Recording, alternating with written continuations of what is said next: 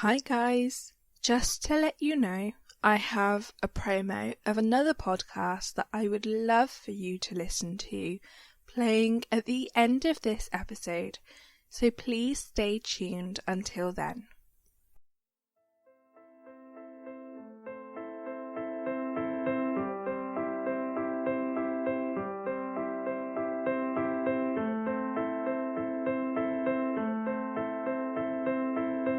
Hi M&Ms, welcome back to another episode of Murder and More.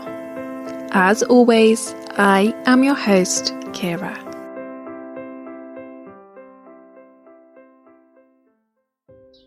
According to Women's Aid, domestic abuse is, quote, an incident or pattern of incidents of controlling, coercive, threatening, degrading and violent behaviour, end quote. In the majority of cases, domestic violence is committed by a partner or ex-partner, but it can also be perpetrated by a family member or carer. In the vast majority of cases, domestic violence victims are quite often women. Domestic abuse can come in many forms, including, but not limited to, coercive control, psychological and/or emotional abuse, physical abuse, sexual abuse, financial abuse, harassment, and stalking. Coercive control is defined as an act designed to make a person dependent on them by isolating them from support and depriving them of independence. Common examples of coercive behaviour include making threats or intimidating you, taking control over aspects of your everyday life, and humiliating, degrading, or dehumanising you. Women's Aid suggests that women are much more likely to experience domestic abuse than men, but that domestic abuse occurs regardless of gender, race, ethnicity, religious beliefs, sexuality, class, or disability. Hollie Rebecca Gazzard was born on the 24th of July 1993 to her loving parents Mandy and Nick Gazzard. Hollie was the youngest of the couple's children, who already had a daughter, Chloe. As Hollie and her big sister grew up, the pair developed a deep bond and became more like best friends than sisters. It was fun growing up with Hollie. She had so much energy, and she was always very playful, and she was always on the go. You couldn't keep up with her. She darted here, there and everywhere.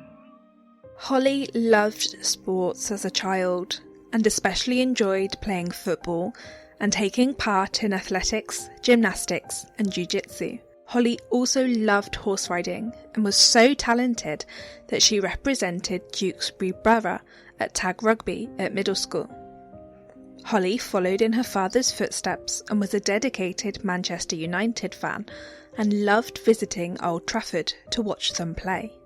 As a teenager, Hollie became extremely fashion conscious and aware about her appearance. She always took pride in how she looked, especially her makeup, her hair and her clothes. Hollie's father, Nick, describes her as a very stylish girl who had ginger hair, which she ensured she always looked after well.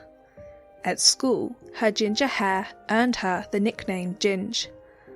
Whilst Hollie was passionate about style, her real dream was to become a hairdresser, and she undertook work experience at a hairdresser's in Cheltenham in her final few years of school.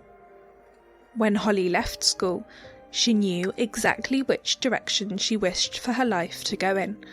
She followed her childhood dream and trained to become a hairdresser.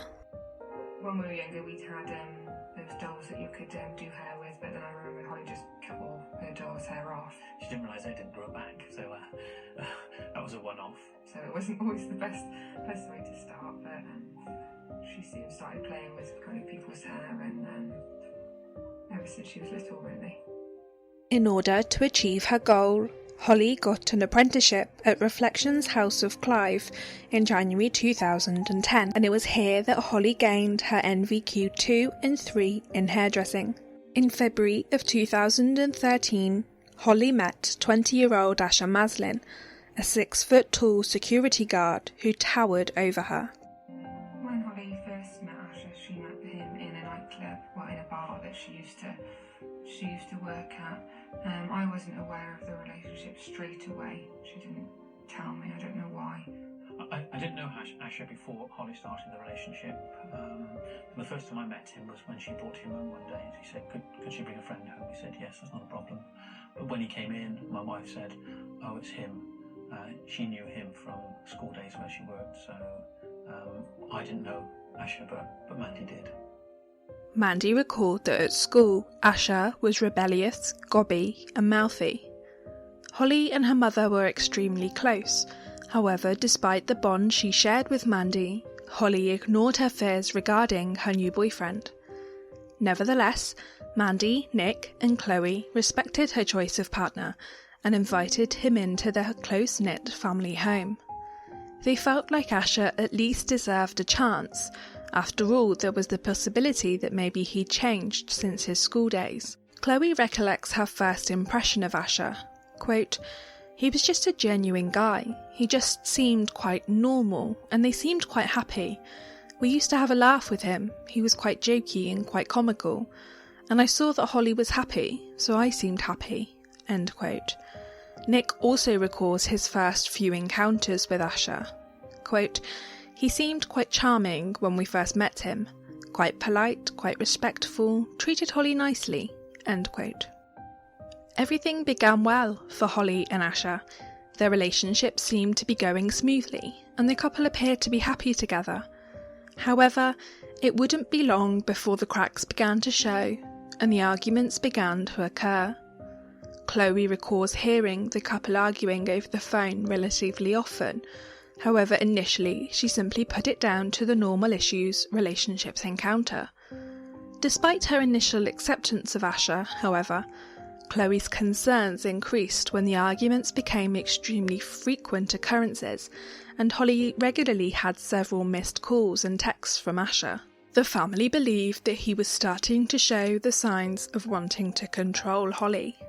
Just 3 months into the relationship, Asher's outer appearance of a nice, respectful guy slipped, and Hollie and her family began to see the real Asher. When it was Mandy's birthday, we invited him, and we all 6 of us went out for a meal, and he turned up an hour late. He was drunk. He was abusive and disrespectful in the restaurant, to Mandy, to me, to Hollie in particular, but also to the other staff in the restaurant. So Chloe's partner had to take him outside and tell him not to be disrespectful. I was disgusted by it. I don't see how you can turn it to anyone, any other family or any friends, or in that sort of state. This event made Hollie's family speculate as to whether Asher had actually changed, or if it was just all an act so that they'd be more accepting of the relationship. The following day, Hollie moved to Watford in London, 100 miles away from the safety of her family home, in an effort to further her career and improve her future. She got a job as a hairdresser on a cruise ship, and her family hoped that this job indicated that her and Asher's relationship was coming to an end. Quote, we thought, well, the relationship will fizzle out because Hollie's going on her trip, end quote, her father recalled.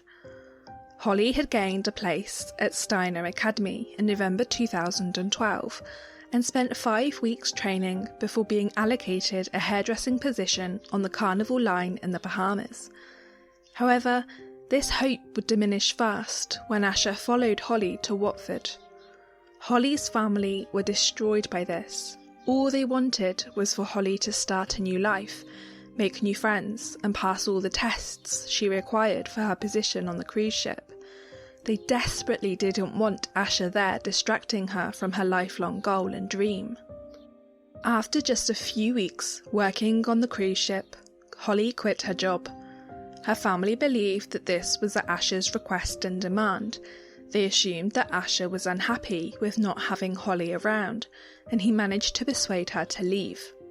Hollie had told her family that he was constantly texting her and FaceTiming her, and this is how her family believes she was pulled back into his controlling and manipulating web. Although she'd left the job on the cruise ship, Hollie remained in London and got a job in the Edge and Beauty salon in Edgware. Her family continued to visit her in London frequently, and became increasingly concerned over Asher's controlling behaviour.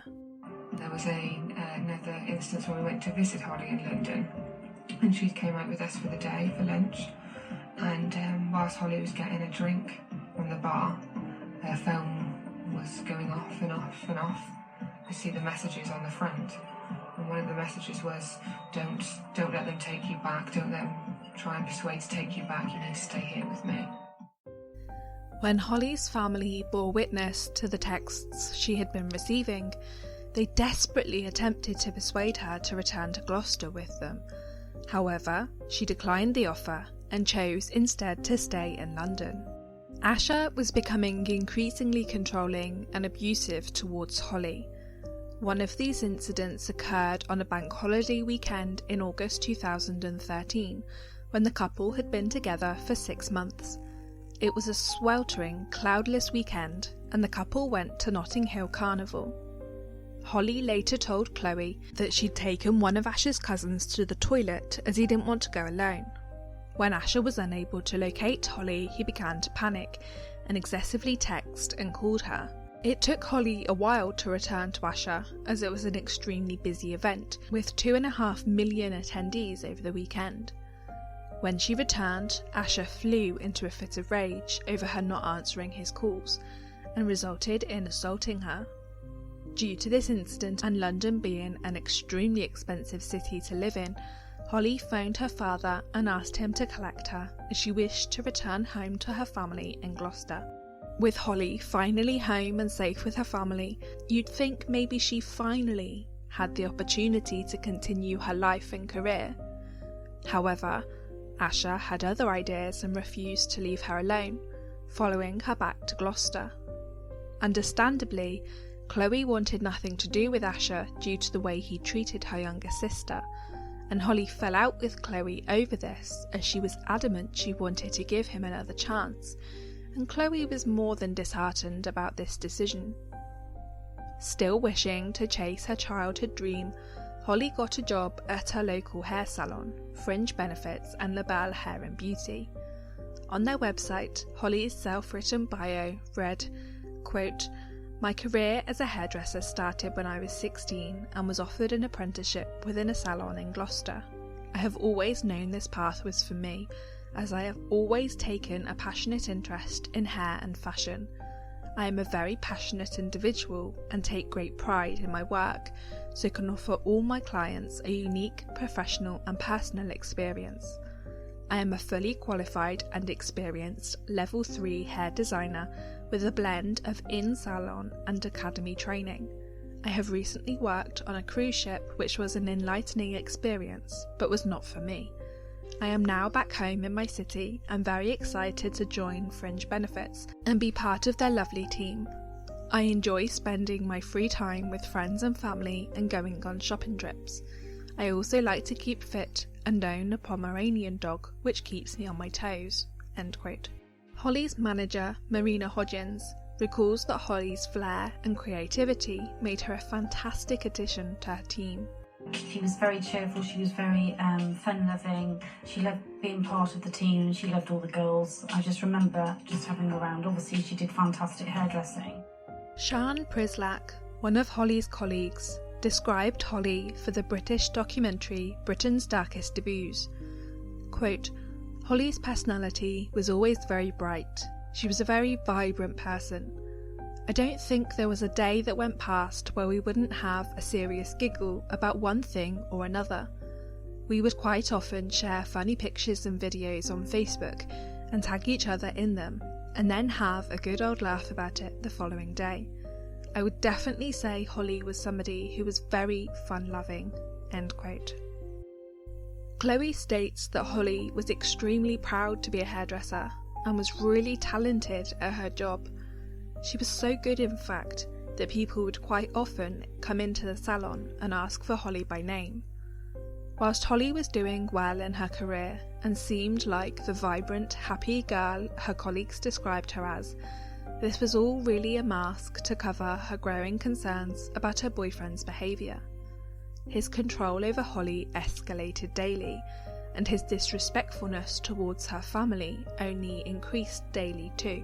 He would quite often turn up drunk and loud and act abusively towards the family.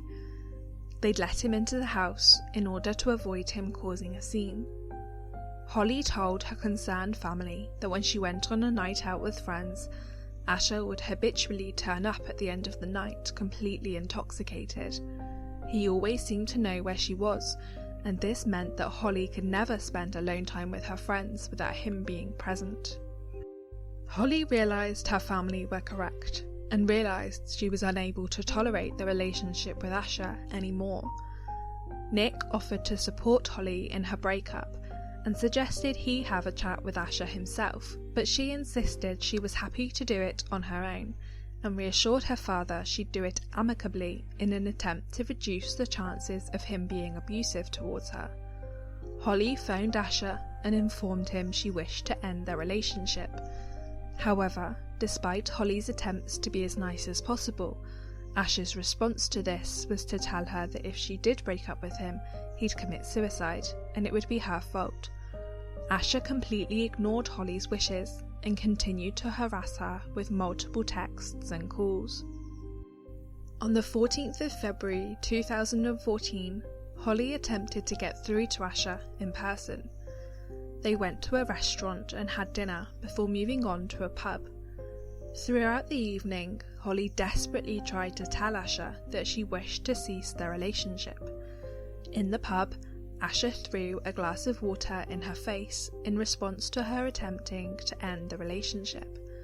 When Hollie left the pub, he followed her back to the car and got into the car with her. He then asked to use Hollie's phone so that he could call someone to give him a lift home. However, when she obliged, he instead stole her bank card and emptied her bank account of £300. Hollie was now even more terrified, and her family phoned the police for assistance. The police came round on Saturday night, and Mandy, myself and Hollie, we sat in the room with them, and she told them all about it, and there were a number of things which she said there and then which we were not aware of, particularly around some of the abuse that she'd been getting from him. When the police were here, he was sending some text messages, and the police would be able to witness what was said, and threats on my dad, threats on us as a family, and threats on the house. The texts Hollie received while the police were present only confirmed that Asher was unable to accept rejection. The following day, Chloe was extremely concerned about Hollie's safety and repeatedly texted and called her to ensure she was okay.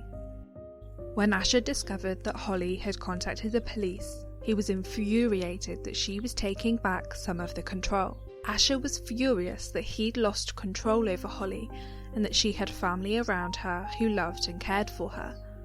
When Asher realised he may have finally lost Hollie for good, he decided to regain control in the most heinous of ways. On Monday, the 17th of February, Hollie received only a few texts from Asher, all of which she ignored. Other than that, she had no contact with him, and it appeared she'd had a good day, and was possibly beginning to gain some routine back into her life. She returned home from work in a good mood, and had a meal with her parents that evening. Chloe recalls that when Hollie went over to her home, she seemed herself. The following day, Hollie went into town briefly before heading into work at lunchtime. Sian, Hollie's colleague, was working that day, and recalls that everyone was asking Hollie if she was scared of what her controlling ex-boyfriend may do, but she reassured her colleagues that she was fine and not at all anxious or fearful. However, it was impossible for her to know that she should have been extremely fearful of what Asher was capable of. At 5:45 p.m, just before the salon was due to close, Asher abruptly entered and stormed over to the counter before punching Hollie in the face.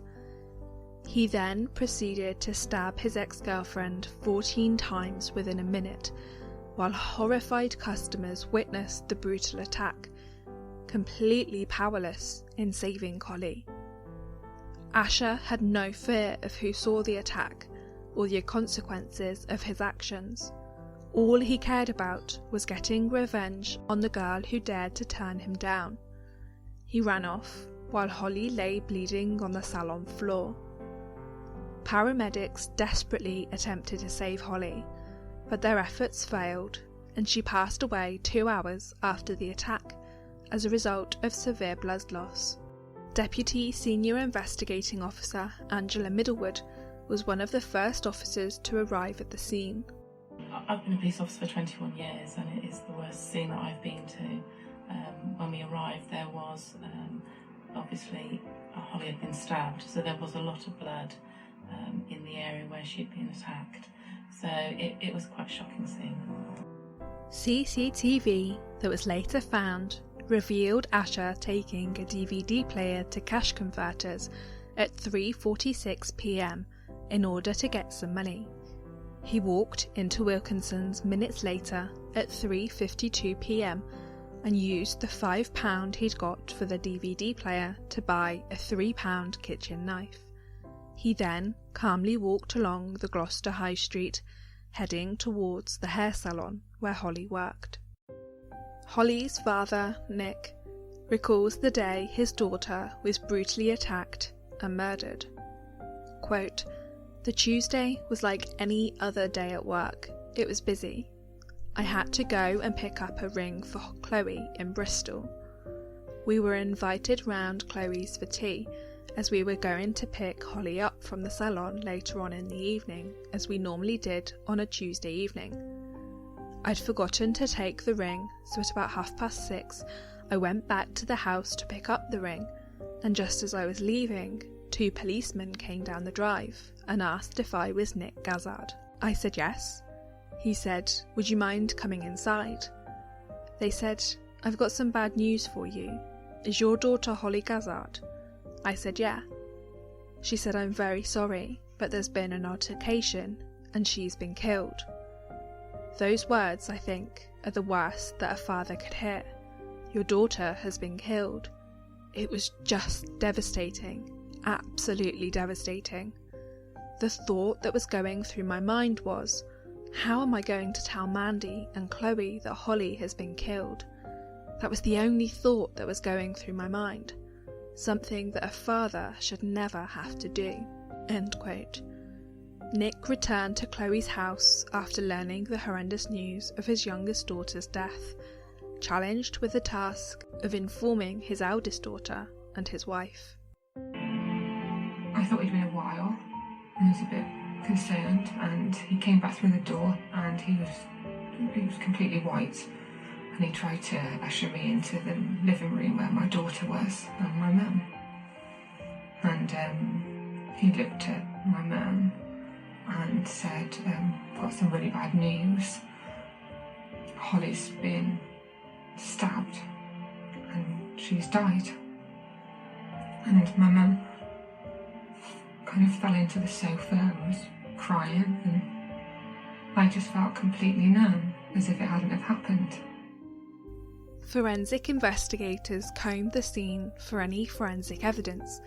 However, due to the murder taking place in such a public location, collecting forensic evidence became an extremely difficult task. Many people had been in and out of the salon all day, which would make it a slightly more arduous task to forensically link Asher to the murder. It was essential that the police worked swiftly, as the killer potentially posed a serious risk to the public. After Hollie's murder, her family had one last chance to say goodbye to their vibrant, happy daughter. Probably the second worst thing I've had to do in my life, apart from tell Mandy and Chloe that she was dead, was to see her led on that slab, very small, very, very petite, in a white gown. My baby just let there. That was really upsetting, really upsetting. For her body to take such trauma, all I saw was her, and she had some wounds on her face. And I couldn't even bring myself to touch her. We weren't allowed to pick her up. We could only hold her hand and kiss her once. And I held my mum's hand over her, and She was ice cold and she hated being cold.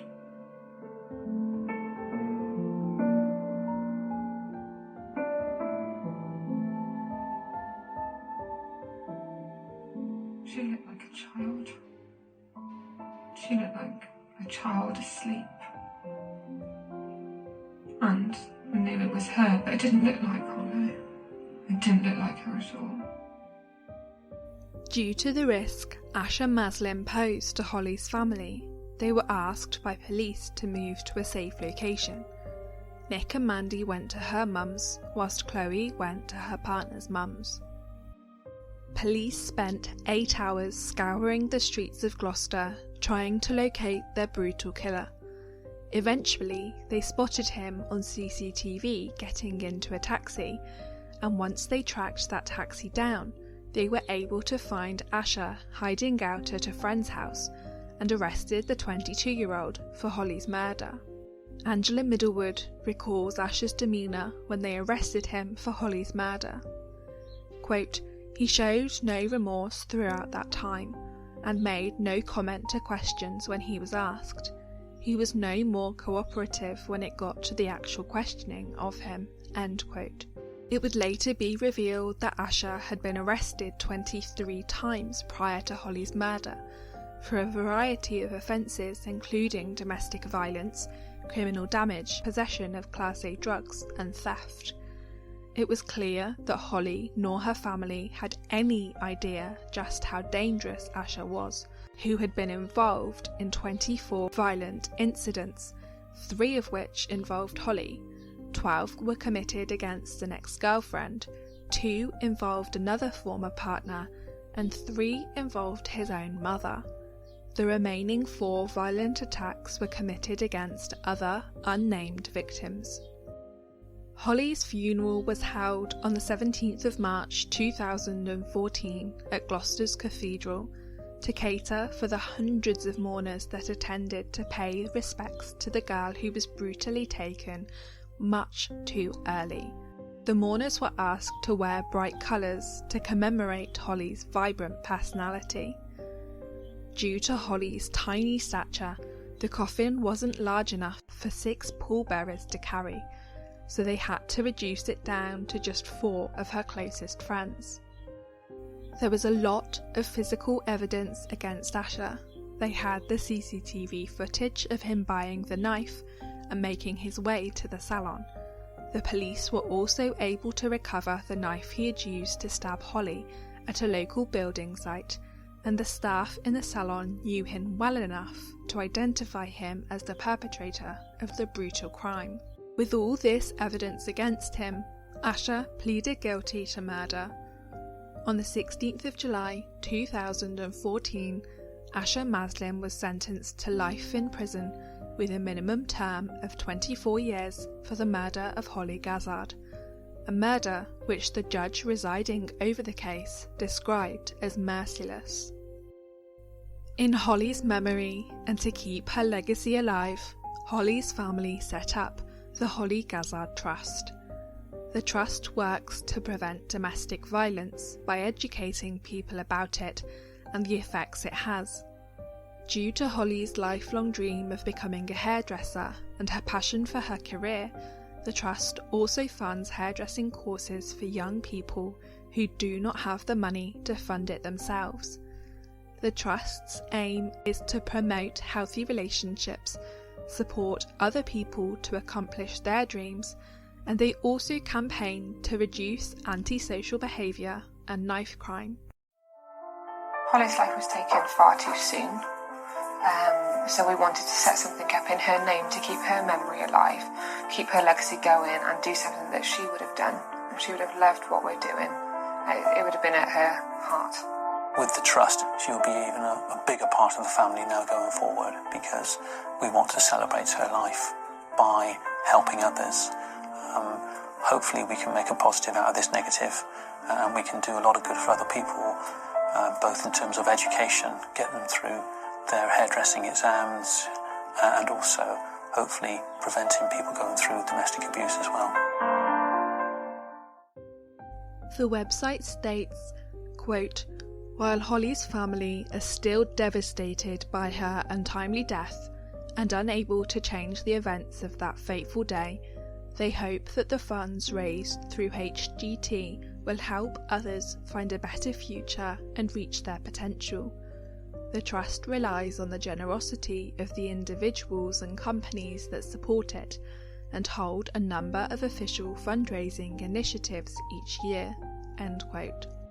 If you are a victim of domestic abuse and require support, you can contact the National Domestic Violence Helpline anytime, day or night, on 0800 2000 247. Alternatively, you can contact the Samaritans on 116 123. If you are in immediate danger, please ring 999 or your country's emergency number. Alternatively, if you are being stalked, please contact the National Stalking Helpline on 0808 802 0300. On the Hollie Gazzard Trust website, her family describe her as a, quote, determined and successful individual, end quote. The blurb goes on to say that Hollie was, quote, a true inspiration to others, loved by her family and friends, and highly regarded by her colleagues and clients alike.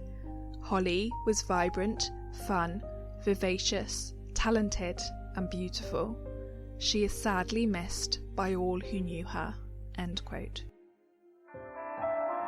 Hollie going has left a massive hole in our hearts, in the family, but she will always be a part of the family. He's taken my sister, my best friend, the only person that I knew would be there for me from when we were children to when we grew older, because we're sisters. He's taken the life from our family, and there's a big hole missing now. We'd like Hollie remembered as a young, vibrant, vivacious, fun-loving individual who, when she walked into the room, lit up the room and had friends all over the place, and she made people smile. I'm going to end this episode with Hollie's favourite quote and words that everyone should live by. Quote, have hope, be strong, laugh loud and play hard, live in the moment, smile often, dream big, remember you are loved, and never, ever give up. End quote.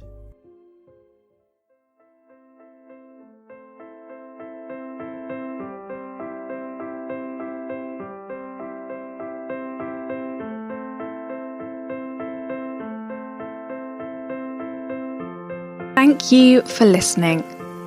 Don't forget to head over to Apple Podcasts to leave a rating and review, and Patreon to consider becoming a patron of Murder and More. To interact with us, you can follow us on Twitter and Tumblr at Murder and More, Instagram at Murder and More Pod, and Facebook at Murder and More Podcast. To view the sources and pictures for this episode, head over to www.murderandmorepodcast.wordpress.com. Have a great week, and I'll see you all next week for another episode.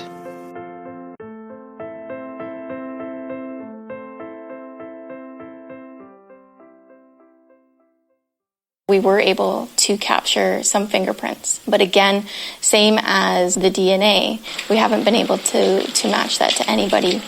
He's probably one of the biggest, considerate, open-hearted people that I knew. But, honestly, he had an addiction too, right? At the writing, we can talk. There's a possibility here that there were childhood traumas. We're trying to turn every stone to find evidence. This is Genevieve Germain, host of True Crime Real Time. Join me on a bi-weekly dive into the lives of the missing and murdered, available wherever you listen to your podcasts. You'll never know who else you'll meet along the way.